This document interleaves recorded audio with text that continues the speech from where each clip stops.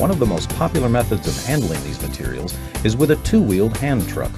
It doesn't seem to be very complicated, not a whole lot that can go wrong, right? Well, like anything else in the workplace, the potential for personal injury is greatly reduced if you follow a few basic principles when working with a hand truck.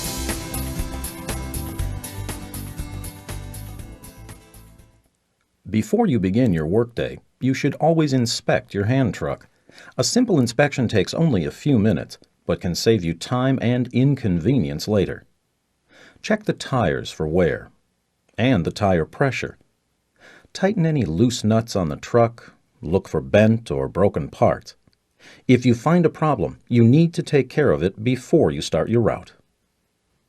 To avoid accidents and prevent damage to your hand truck, always make sure to fasten it securely in a sturdy hand truck carrier or inside your truck. When you're getting into the cab, always use the hand grips. This may seem pretty basic, but because you do this repeatedly throughout the day, it can cause back problems and sprains if done incorrectly. Likewise, when getting out, look down, check the ground for anything slippery or wet, and use the hand grips. Step down, don't jump. Jumping puts undue stress on your spine and muscles.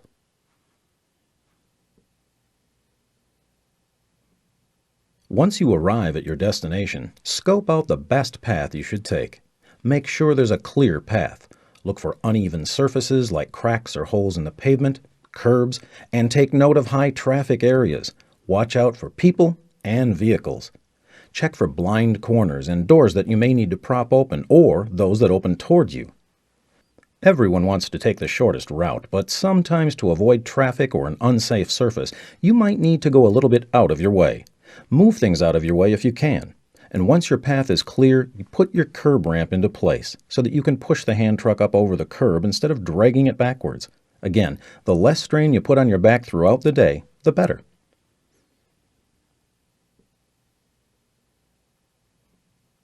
When it comes to loading your hand truck, the little details make a big difference. Stack the load carefully, centering each piece so that the load is balanced and stable. Put the heavy stuff on the bottom and the light stuff on the top. Sometimes this will require you to restack some items, but take the time.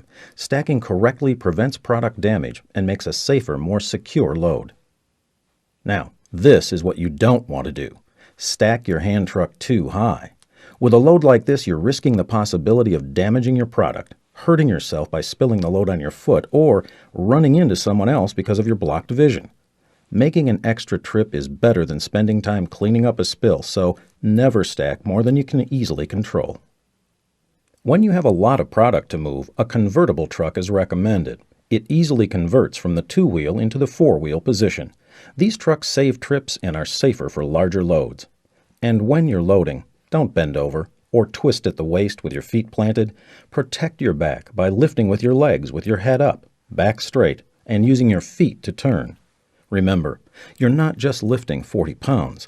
Over the course of a typical delivery day, you could move as much as 9 tons.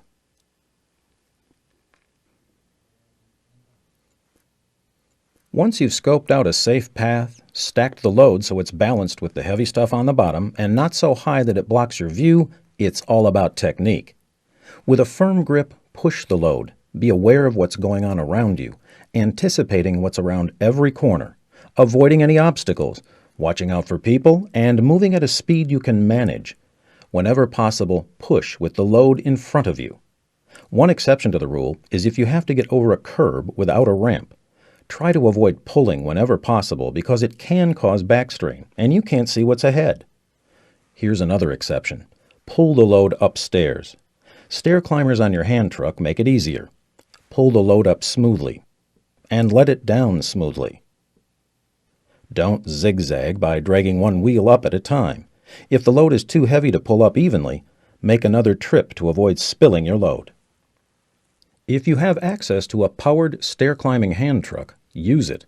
Remember, always look for ways to lessen the stress on your back. This includes walking at a smooth, steady speed, and of course, being aware of what's happening around you so you have time to react. Don't go faster than a speed that lets you stop on a dime anytime. A forklift will always win in this situation. And when you do need to stop and park your truck, leave it upright and out of the way, nose flat on the ground and away from traffic.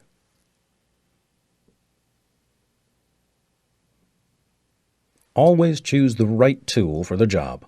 A curved back hand truck is best for kegs, cylinders, or flour bags.